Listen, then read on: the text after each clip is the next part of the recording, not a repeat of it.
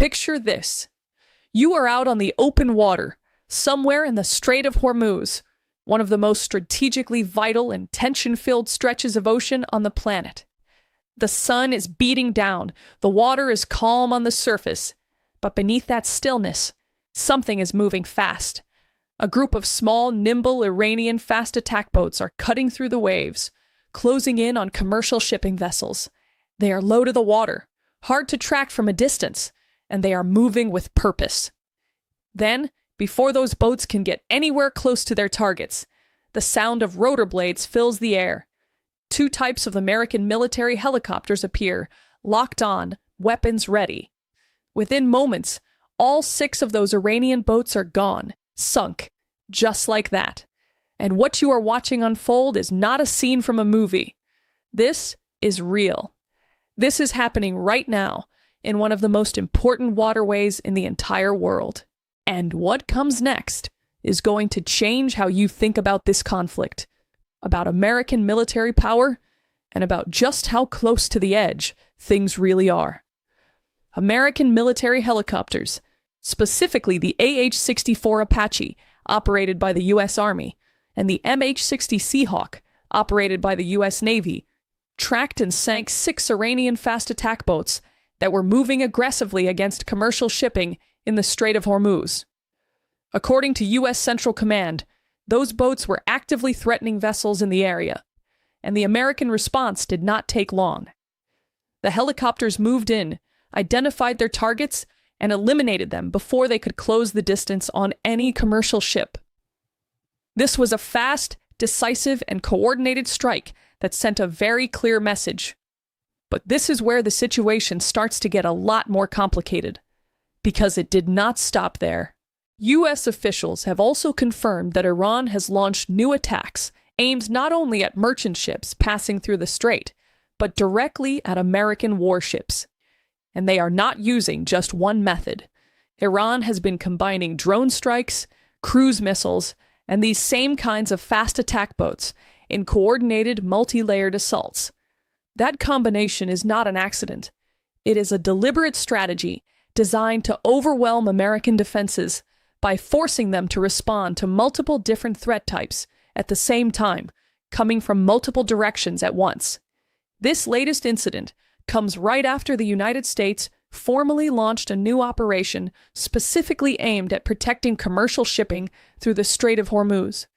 That operation has been given the name Project Freedom, and the goal was straightforward: keep the strait open, keep global trade moving, and make it clear that the U.S. military would respond to any attempt to disrupt that flow. But here is the twist that a lot of people did not see coming. Even as this operation launched, and even as these strikes were being carried out, the White House has decided to pause Project Freedom, at least temporarily. The reason? The administration is apparently looking to open the door for diplomatic negotiations with Iran. So at the exact same moment that American helicopters are sinking Iranian boats in the strait, Washington is also exploring whether there is a way to bring this situation back from the brink through dialogue. That tension between military action and diplomatic outreach is at the very heart of what is happening right now, and it tells you a lot about just how complicated this situation truly is. U.S. Central Command has been steadily building up its forces in the region for some time, preparing for exactly this kind of scenario, where small, fast, asymmetric threats try to disrupt global trade and challenge American naval dominance.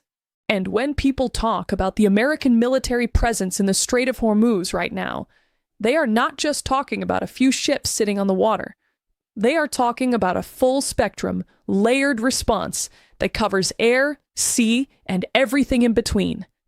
Aircraft like the A-10 Thunderbolt II, the F-15, the F-16, the F-18, and even the advanced 5th-generation F-35 have been positioned in the region specifically to respond quickly to any escalation.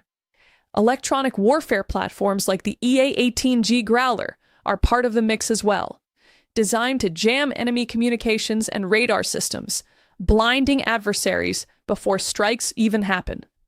Surveillance aircraft like the RC-135 are constantly in the air, feeding real-time intelligence to commanders on the ground and at sea. And aerial refueling tankers like the KC-46 and the KC-135 are keeping all of those aircraft fueled and in the air for extended periods without having to return to base. What that means in practical terms is this. There are constant eyes in the sky above the Strait of Hormuz right now. Constant readiness. And anything that moves on or near that water is being watched. Now, let us slow things down and take a closer look at the two helicopters that actually carried out this strike, because this part really does matter a great deal to understanding what happened and why. The A-8 Apache is one of the most feared attack helicopters in the world. It has been in service with the U.S. Army for decades and has been battle-tested in conflicts across the Middle East, Europe, and beyond. The Apache is not a support aircraft. It is a frontline combat platform built specifically for moments exactly like this one. It is heavily armored, designed to absorb punishment and keep flying, and it is packed with serious firepower that can be brought to bear in a matter of seconds. The primary weapon mounted on the Apache is its 30mm chain gun, positioned underneath the nose of the aircraft. This gun is capable of firing hundreds of rounds per minute. Against small, lightly armored boats, that kind of sustained fire is absolutely devastating. A short burst from that cannon at the right angle and from the right distance is more than enough to tear through a fast attack boat and sink it in seconds. But the chain gun is really just where the story starts. The Apache can also carry AGM-114 Hellfire missiles, which are precision-guided weapons that lock onto targets and deliver their payload with extraordinary accuracy. Against small, fast-moving boats that are attempting to evade and maneuver, that kind of precision is not just useful, it is critical. One well-placed Hellfire missile hit, and the target is eliminated cleanly, without the need for a prolonged engagement that might give other boats time to react or escape. The MH-60 Seahawk plays a different but equally important role. While the Apache is an Army platform that typically operates from land bases, the Seahawk is the Navy's multi-mission helicopter, built from the ground up to operate directly from warships at sea. It can take off from the deck of a destroyer, fly low over the water's surface, use its onboard sensors to identify potential threats, and then engage those threats almost immediately. This rapid deployment capability from ships already in the area is something that shore-based aircraft simply cannot replicate. The Seahawk is typically armed with heavy machine guns, unguided rockets, and in certain mission configurations, precision-guided missiles as well. Its exact loadout depends on the specific mission it has been assigned, but its ability to adapt to different threat types makes it an incredibly flexible asset in a dynamic maritime environment. Here is what makes the combination of these two platforms so extraordinarily effective in a scenario like what just played out in the Strait of Hormuz. You have the Apache bringing raw firepower, armor protection, and precision strike capability to the fight. And at the same time, you have the Seahawk providing maritime awareness, operational flexibility, and the ability to be on top of the threat within minutes of launching from a ship that is already on station in the area. Together, these two aircraft can detect, identify, track, and engage a target faster than almost any other combination of assets available. So when those 6 Iranian fast attack boats moved into position, low to the water, moving fast, trying to close the distance on their targets, they were not just facing ships somewhere on the horizon. They were already being watched from above. They were already being tracked. And the moment those helicopters committed to the engagement, there was very little time left for those boats to do anything at all. And now, here is a great place to pause and say this directly. Stay with Eliza Grant Reports, because what comes next in this breakdown goes even deeper into the military assets at play, the broader strategy behind this operation, and what this all means for global shipping, the price of oil, and the future of American involvement in the Persian Gulf region. This story is moving fast, and every piece of it matters. Now, helicopters are just one part of the picture, and it is important to understand that, because the threat environment in the Strait of Hormuz is not limited to just one type of attack.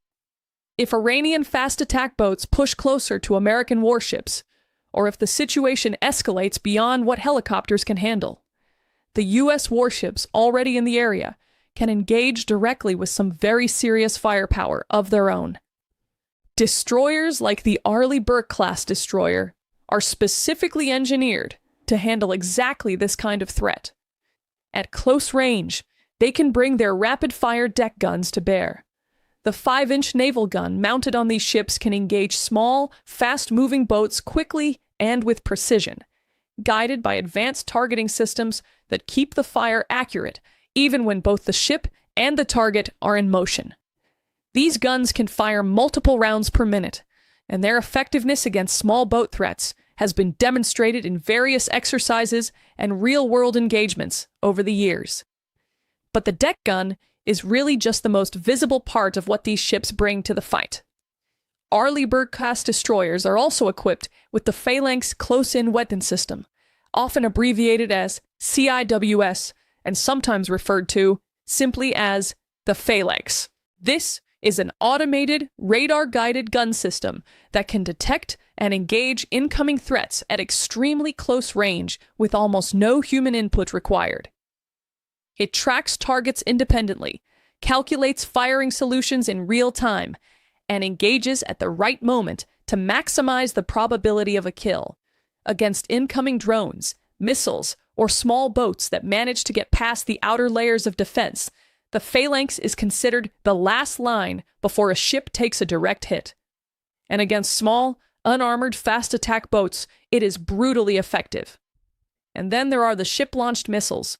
While larger precision-guided missiles are typically reserved for higher-value targets like aircraft, submarines, or large surface combatants, the weapon systems aboard these destroyers are flexible enough to be adapted for smaller threats when the tactical situation demands it, particularly when those boats are operating as part of a coordinated multi-boat assault designed to overwhelm defenses. So picture the full scenario playing out in real time. 6, 8, maybe a dozen fast attack boats approaching a U.S. warship or a commercial vessel at high speed from multiple directions. American helicopters are already overhead, engaging them from above. The destroyer's targeting systems are locking on to every boat in the formation simultaneously. The deck guns are sweeping across the water. The Phalanx is spinning up. And if any of those boats somehow get through all of that, they are still facing the ship's own defensive systems at close range.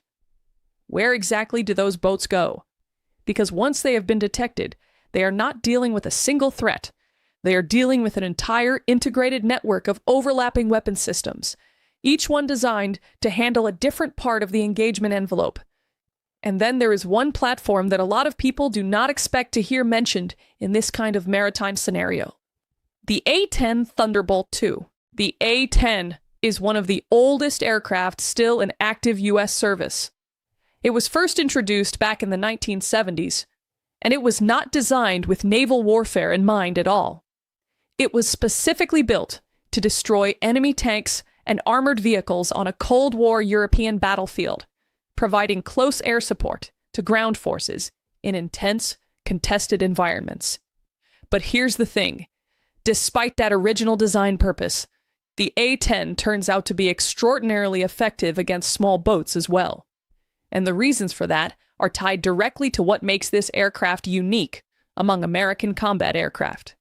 The A-10 is built entirely around its primary weapon, the GAU-8 Avenger cannon. This is a massive 30mm rotary gun that fires dense explosive rounds at an extremely high rate of fire. When you hear the iconic sound that the A-10 makes during a gun run, that low, grinding buzz that sounds almost mechanical and alien, that is the Avenger cannon at work.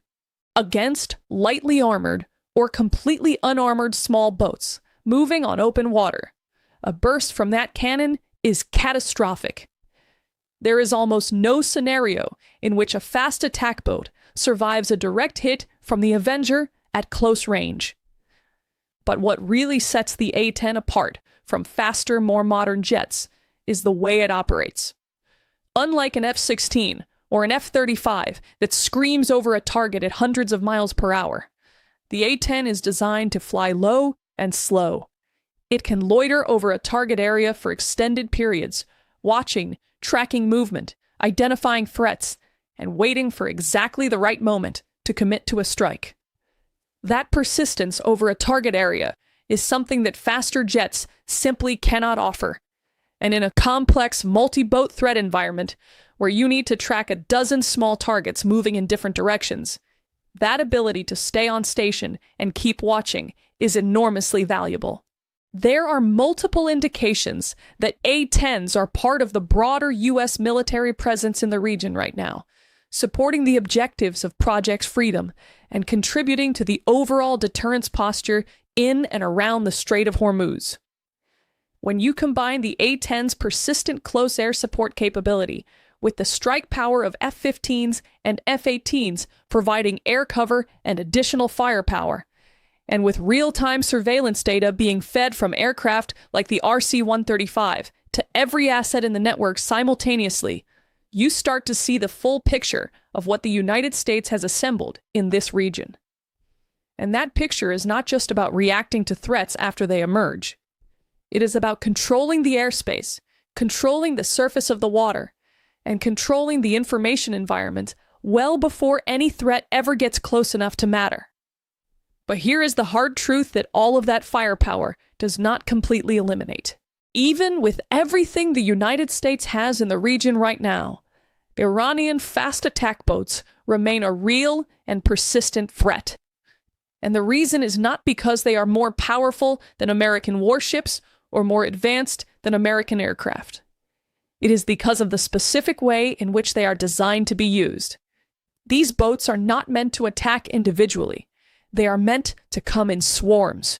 Multiple boats, moving fast, coming from different directions, some armed with anti-ship missiles, some loaded with explosives for direct impact attacks, and some designed simply to force American defensive systems to track as many targets as possible at the same time.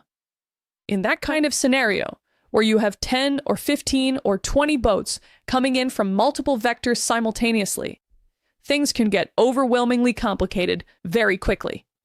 The mathematical reality of this kind of attack strategy is stark. It does not require every single one of those boats to get through. It only requires one. One fast attack boat loaded with explosives getting close enough to an Arleigh Burke-class destroyer could cause serious damage.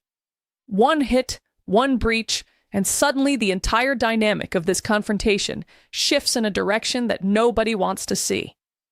So while sinking 6 Iranian boats in a single engagement is undeniably significant and represents exactly the kind of swift, decisive action that Project Freedom was designed to demonstrate, it is really just one moment in a much longer and more complex ongoing effort to stop something that only needs to succeed once to change everything. And that reality leads directly to the question that sits at the center of all of this. Can the United States stop every single one of these attacks, every single time? Not just today, not just this week, but consistently, reliably, indefinitely, across an environment where the other side keeps adapting, keeps learning, and keeps finding new ways to probe for weaknesses in the defensive network. Because this operation, launched under the Trump administration with the stated goal of reopening and securing one of the most critical commercial shipping routes in the entire world, is not just about winning individual engagements. It is about whether the sustained presence of American military power can actually change the behavior of a determined adversary over time. Will Project Freedom, even in its current pause state, actually keep the Strait of Hormuz open in the long run? Will it deter further Iranian aggression? Or will every new strike, every new engagement, every new headline like this one simply increase the pressure on both sides and raise the probability of something far larger and far more dangerous unfolding? Because here is what is really at stake beyond the individual boats and the individual strikes. The Strait of Hormuz is the single most important choke point for global oil shipments on the planet. Roughly 20% of the world's oil supply passes through that narrow stretch of water. Any sustained disruption to shipping through the strait does not just affect oil prices in the United States. It affects energy prices, supply chains, and economic stability across the entire globe. Countries in Europe, Asia, and beyond all depend on that route remaining open. The pressure on the United States to keep it clear and functional is not just military and strategic. It is economic and diplomatic on a scale that touches virtually every nation on Earth. And so, what is unfolding right now in the Strait of Hormuz is not simply a regional military confrontation between the United States and Iran. It is a high-stakes contest over the future of global commerce, over the limits of American military deterrence, and over whether diplomacy and force can somehow coexist in a way that keeps this from becoming something far worse. Every move matters. Every decision made in Washington, every order given to commanders in the region, and every response from Tehran carries consequences that stretch well beyond the waters of the Persian Gulf. This does not feel like the end of the story. Not even close. It feels like the opening chapter of something that is still very much being written, and the outcome is far from certain. Do not miss a single update as this story continues to develop. Join the Eliza Grant Reports community right now by subscribing and hitting the bell icon so you never miss a breakdown the moment it drops. The next development in this situation could come at any time, and when it does, you will want to be the first to understand exactly what it means and why it matters.